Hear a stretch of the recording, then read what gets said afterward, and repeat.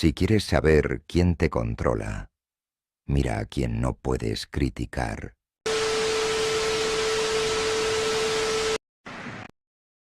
Horacio Echevarrieta.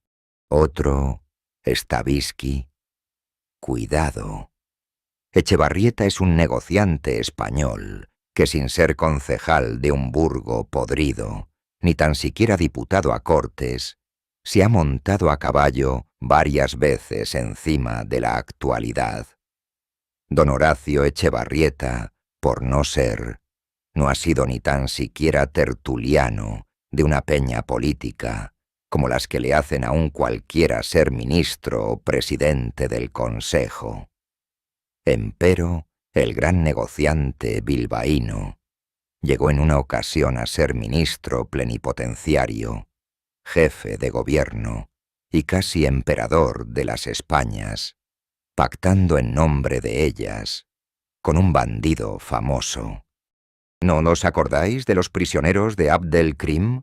¿No os resentís de aquella nube de pajaritos españoles cazada en las redes calientes del desierto?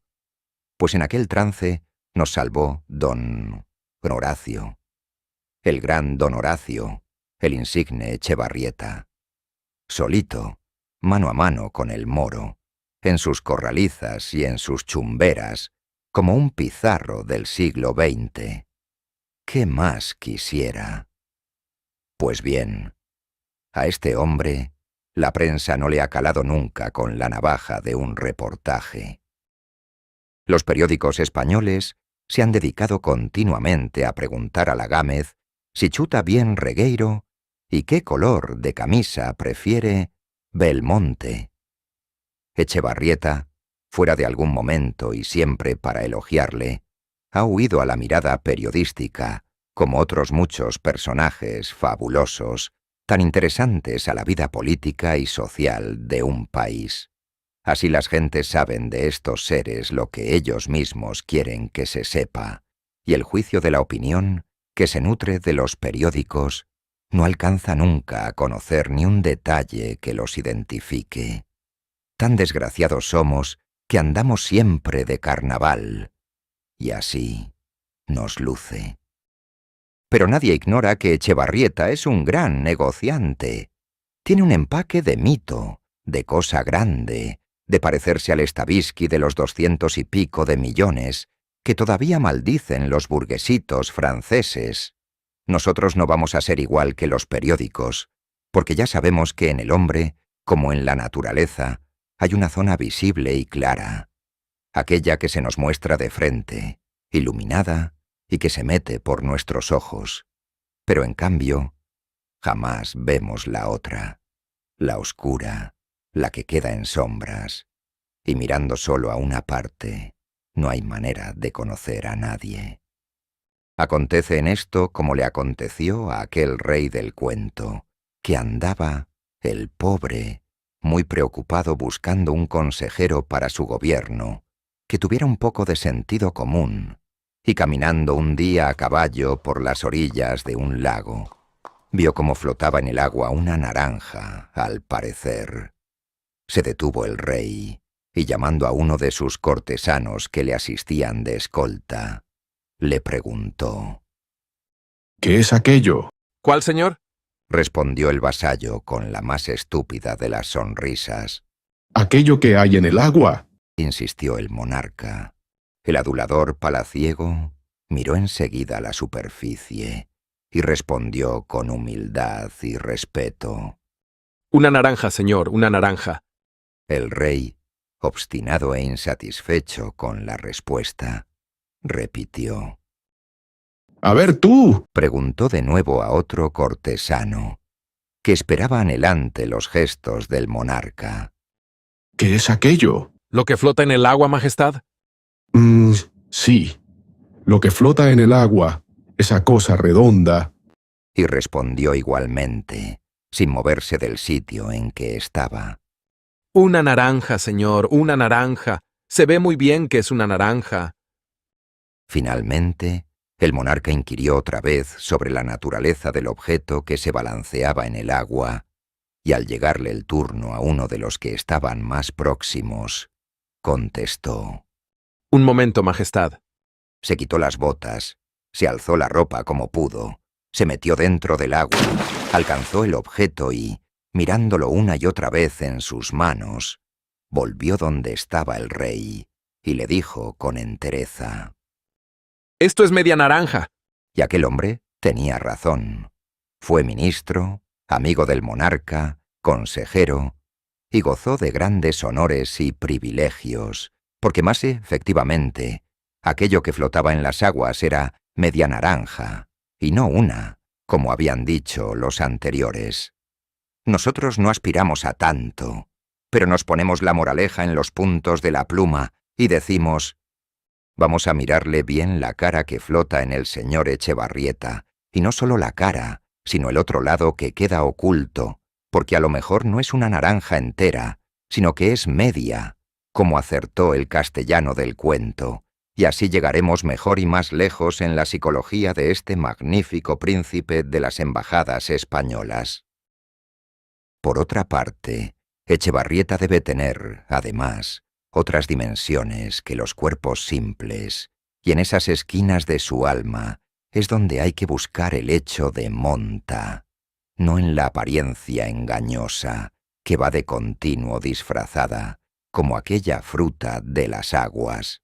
Entonces aparece el signo pequeñito, el detalle ignorado, y se encuentra uno con la sorpresa del estafador, del invertido, del traidor, del asesino, o con la del tres sabio, del héroe o del santo, aunque sean las menos veces.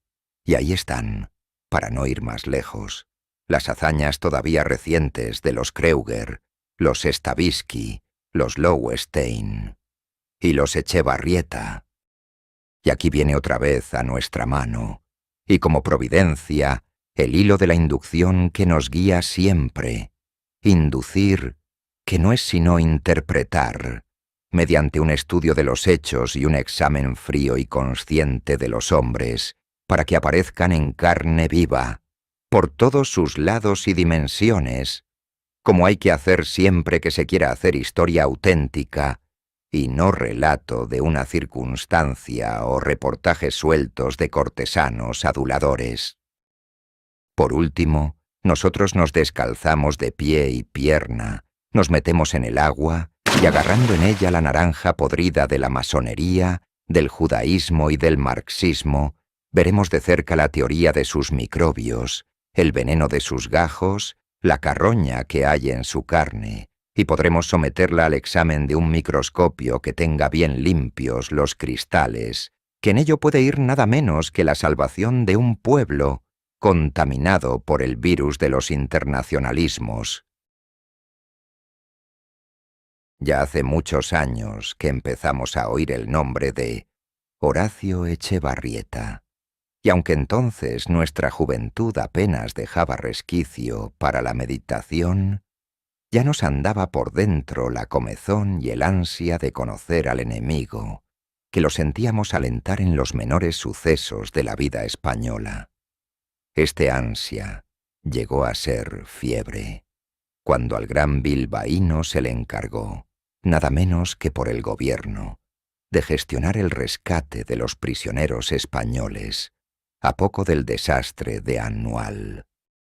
Se avivó nuestra curiosidad de tal suerte que aprovechamos la amistad de uno de aquellos desgraciados para penetrar algún detalle de esos que se escapan a la tierna mirada de los que van de comparsas adulando a los poderosos. ¿No te acuerdas, lector? Las gavillas de elogios asfixiaban al millonario de la ría. Toda la prensa sacó los incensarios para sahumar la figura del hombre atrevido y audaz, tan buen amigo del cabecilla rifeño. El pueblo entero, como siempre, generoso e inconsciente, batió sus manos en aplausos frenéticos. Don Horacio, exaltado a las cimas de la fama, no podía asistir a un teatro ni a una fiesta sin que la gente enardecida se le rindiera a los acordes de la marcha triunfal. La aventura tenía vibraciones de apoteosis. Nosotros mismos aplaudimos al príncipe del rescate, pero con un poco de tibieza, por esta manía de pensar en los hechos y, sobre todo, en las conductas de los grandes hombres, que a veces tienen un fondo inexplicable y extraño. Esta mala costumbre de pensar nos ha producido bastantes disgustos a todo lo largo de nuestra vida, aunque los damos por bien merecidos, ya que siempre nos movió el dolor de España que, como al gigante Unamuno, nos atormenta las carnes y nos traspasa el alma. Claro que en aquella ocasión reflexionamos del siguiente modo. ¿Quién le ha mandado a este hombre ser intermediario entre una nación y un vulgarísimo bandido? Y esa cantidad de millones que, en buena moneda, se le van a entregar al cabecilla, no servirán en todo caso para que compre buenos fusiles, mejores cañones y abundantes balas con que seguir combatiéndonos y asesinando a los mocitos españoles? Aquellos soldados, Dios nos libre de otra guerra, que morían a manadas para pasar un convoy y meterlo en un blocao donde había una docena de muchachos defendiendo 1 kilómetro de tierra desértica, con una lata de sardinas y una manta vieja por todo elemento de combate. Aquellos soldados. Pero, ¿no os acordáis? Estas consideraciones sobre la operación de rescate y lo insólito de dar dinero a un asesino fueron precisándose a medida que pasó el tiempo. El autor, por una serie de circunstancias que no son del caso, se encontraba 2 años después de la catástrofe de Anual en la capital de Vizcaya, atento a una serie de sucesos que habían dado como resultado cierto pacto secreto fraguado en Bilbao por los líderes del comunismo y del sindicalismo, que eran entonces Óscar Pérez Solís y Ángel Pestaña. Aquel pacto tan extraño, por el que se hermanaban voluntades tan distintas como las de los anarquistas y comunistas, no pasó desapercibido para mi atención, aguzada siempre ante los menores movimientos de tipo social. Yo tenía, además, noticias muy graves que me anunciaban sucesos de importancia. Efectivamente, el 23 de agosto la fuerza pública tuvo que asaltar la sede de los comunistas porque habían disparado contra los guardias.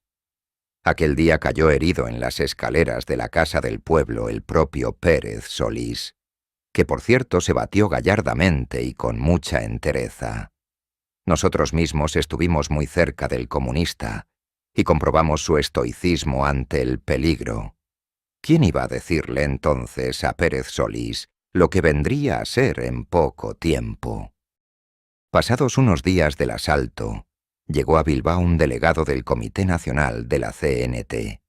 Me parece que era un anarquista llamado Gallego Crespo. Gallego era un hombre muy poco conocido en los medios policiales. Llevaba una misión del Comité Nacional, dirigida a realizar una encuesta sobre supuestos desafueros y asesinatos cometidos por la fuerza pública, según pregonaba a voz en grito la prensa anarquista y comunista de toda España. Eran tiempos famosos. El gobierno estaba regido por el célebre tridúo Romanones, Alba García, Prieto, que ya andaban haciéndole coqueteos y guiños a la troupe de Pestaña y sus pistoleros.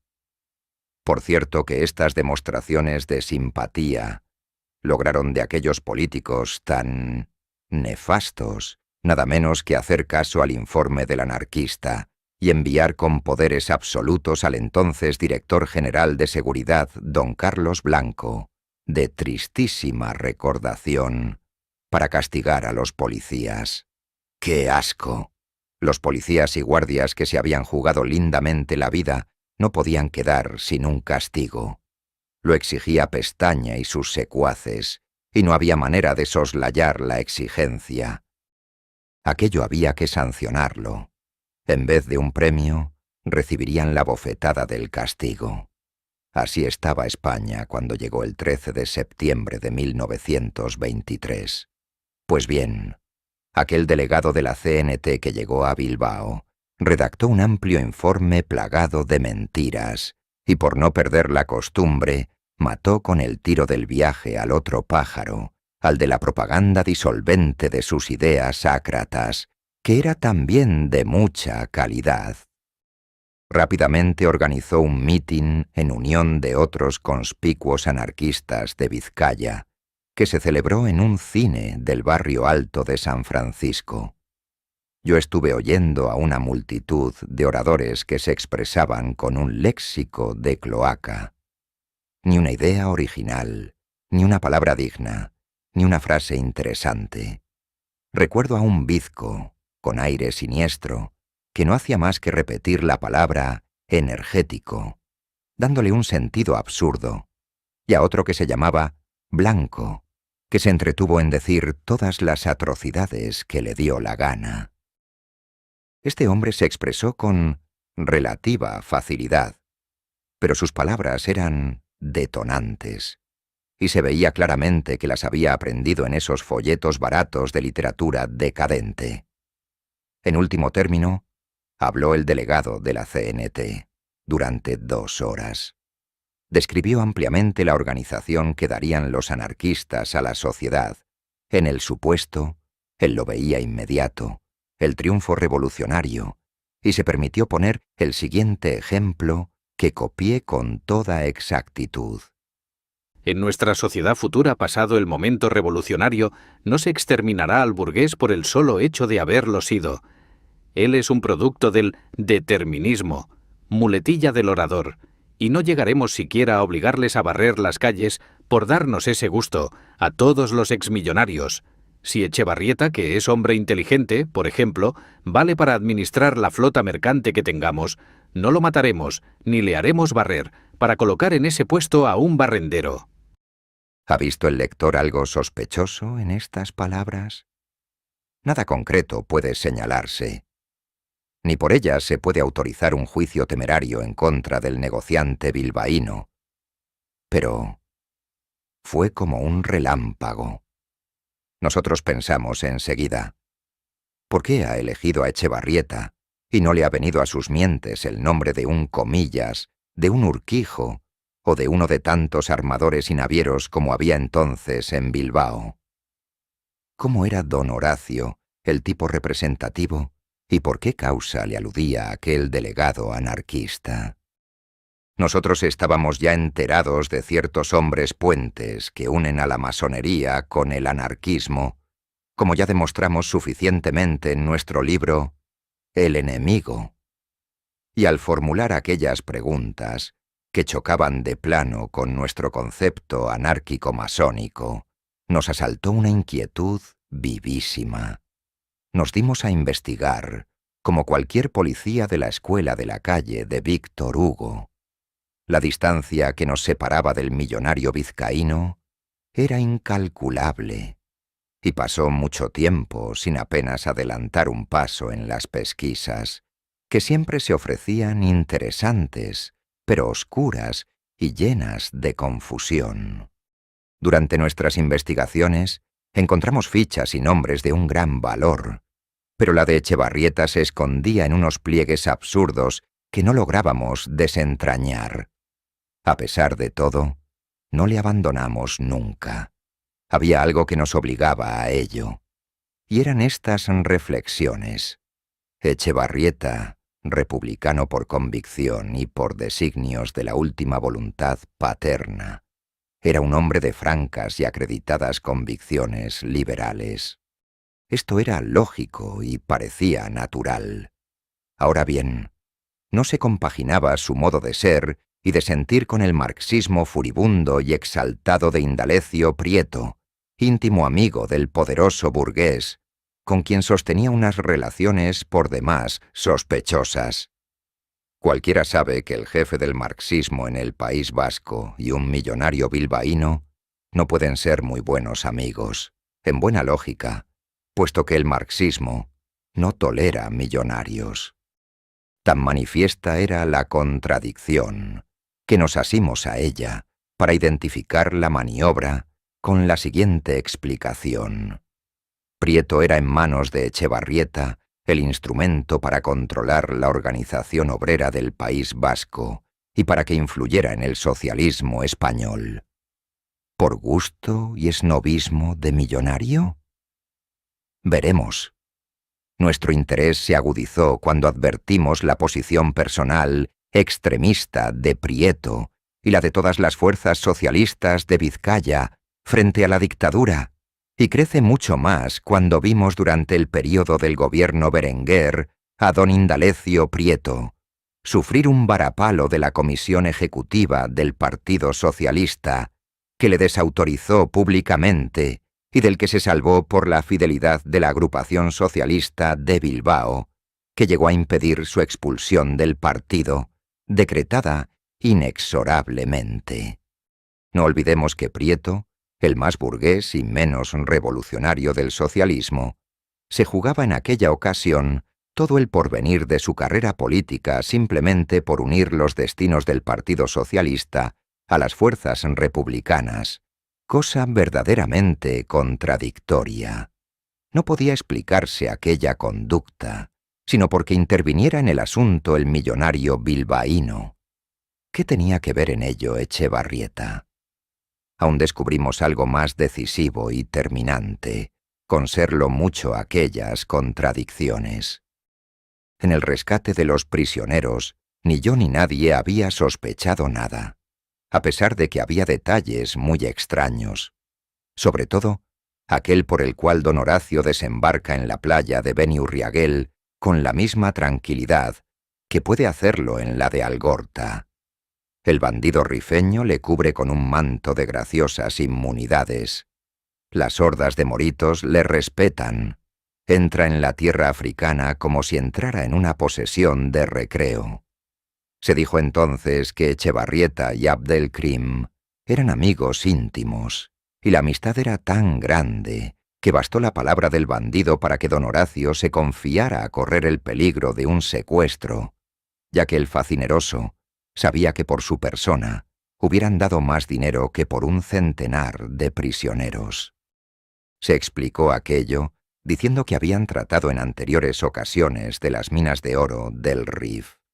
Pero al conquistarse las cabilas de Bocoya, Beniurriaguel y Tensamán, donde estaban emplazados los yacimientos auríferos, se vio con toda evidencia la mentira de aquel barullo de las minas, y a nadie tampoco se le ocurrió reflexionar sobre lo extraño de aquella amistad, fundada en el mito de las minas, ya que por ser un mito, lo era mucho más el fundamento de la misma.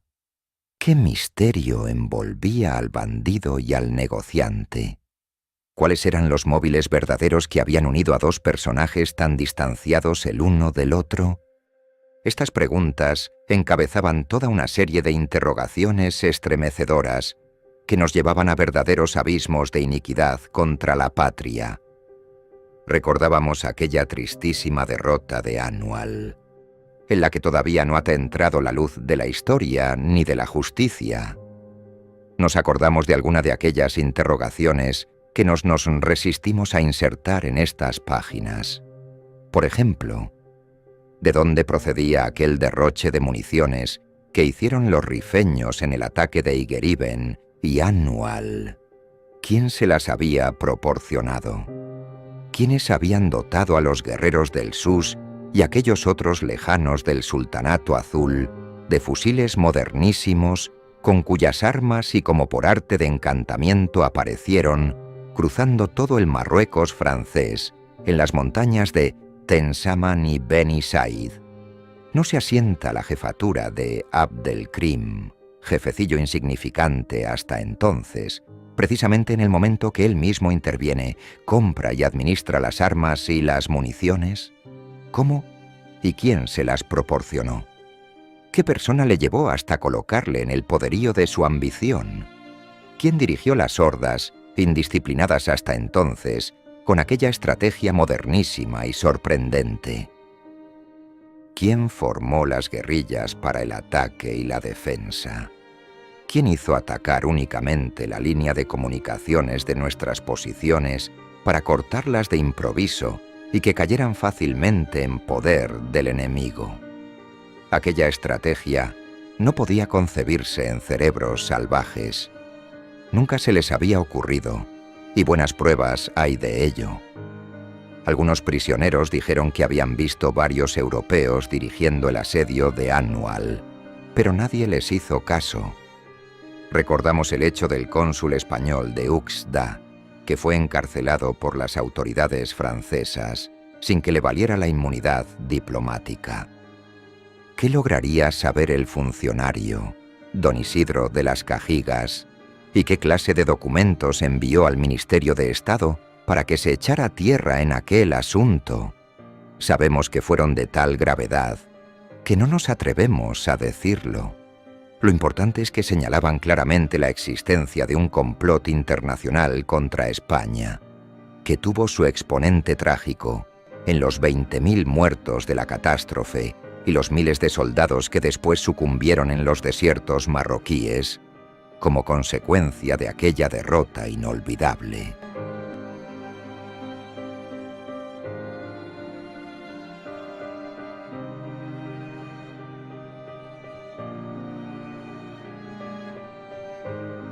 La cifra de los españoles muertos está todavía enhiesta con la impavidez de su horror. Más tremenda todavía cuando este hecho se enlaza con otros no menos sombríos y trágicos. Un aire de ignominia cubre la inexplicable e inexplicada conducta de aquel general Berenguer, a quien nosotros llamamos el general organizador de derrotas.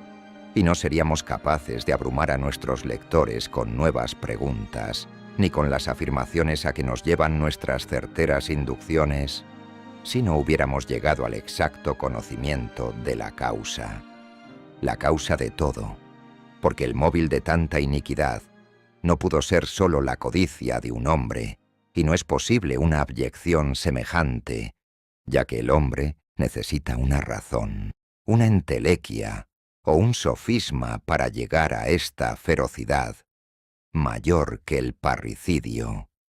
Es que el señor Echevarrieta era y es masón. A muchas personas que demandan a cada paso una prueba tangible que les demuestre algo más que la prueba de razón, les parecerá muy poco el hecho de que el famoso negociante bilbaíno sea y haya sido todo un masón, de los más obedientes a los designios secretos de la secta. Esto es poco, dirán, casi nada, si hubiera otras pruebas más fuertes. Y nosotros, como no nos duelen prendas, vamos a satisfacer esos escrúpulos fiscales, diciendo que hemos tenido en nuestras propias manos y delante de testigos que requeriremos si por acaso fuera necesario ante la autoridad judicial, una carta de don Alejandro Lerroux, dirigida al gran maestre de la masonería española, don Diego Martínez Barrio, diciéndole que Echevarrieta debía ser expulsado de la secta. Fundaba sus motivos don Alejandro en los contactos del millonario bilbaíno con la dictadura y con la monarquía. La prueba, como se ve, es de buena calidad. A pesar de todo, sabemos que al señor Lerroux no se le hizo ningún caso. Don Alejandro ha tenido siempre demasiada ingenuidad para comprender los maquiavelismos de la masonería. No ha penetrado nunca su fondo turbio y cenagoso.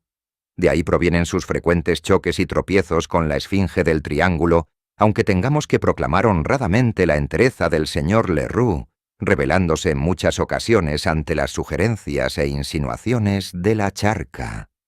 La piedra de toque de estas nobles rebeldías ha sido el españolismo de don Alejandro, que contrasta sobremanera con algunas flaquezas y errores que a menudo saltan en su vida política.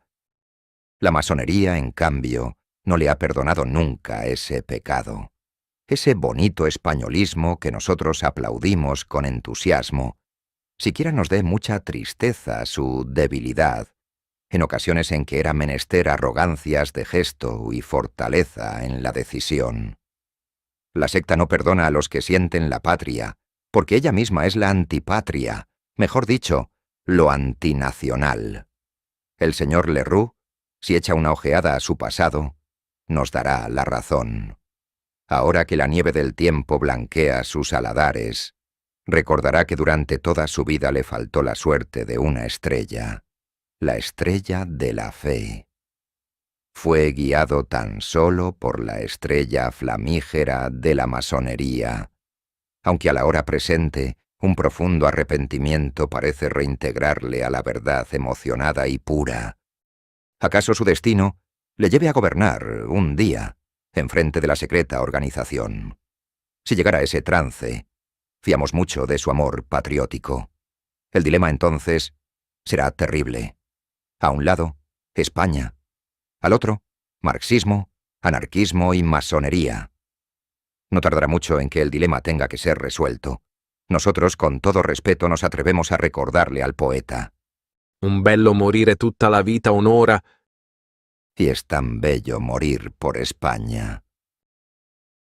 Si el capítulo que antecede hubiera aparecido en nuestro libro anterior, El enemigo, al que estaba destinado, en vez de haber padecido una querella, hubiéramos tenido que responder de dos, la de don Francisco Cambó y la de don Horacio Echevarrieta, dos millonarios lanzando tras de nosotros el tropel de la curia, las montañas de papel sellado, la amenaza de nuestra ruina. Sentimos no haberlo hecho, a trueque del riesgo, pero tuvimos el escrúpulo de estimar que la prueba de indicios iba a ser insuficiente para muchos lectores que no están formados en el concepto masónico. Después de nuestros libros se ha hablado mucho de la masonería. Ya va sabiendo la gente quién son los masones y cómo urden sus trapazas. Ya existe un sentido de orientación y de identificación.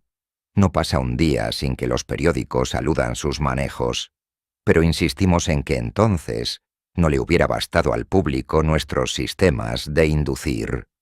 En cambio, hoy nadie podrá dudar, después de lo del alijo de armas, de la calidad masónica y revolucionaria del popularísimo Echevarrieta. Nuestro juicio se ha visto y tiene ya sentencia pública. Toda España sabe que don Horacio, obedeciéndonos a la masonería, fue capaz de armar al ejército marxista de Asturias y a los separatistas catalanes para una guerra contra la misma patria. Es decir, que este hombre pudo muy bien ser capaz de procurar un arsenal de armas a los guerrillones del RIF y lanzarles contra España. Pues bien, todo esto sucede porque en España no se ha tenido idea ni concepto de lo que es el enemigo. Por eso lucen los Echevarrietas y andan impunemente por la calle. Nadie advierte sus maniobras hasta que llega un momento como el del famoso alijo, cuando el estrago y el crimen se han cometido y no tiene remedio. Si hubiera habido un claro concepto, una interpretación masónica de nuestra historia, no vendrían a llenarnos de vergüenza estos hijos de la gran traición española.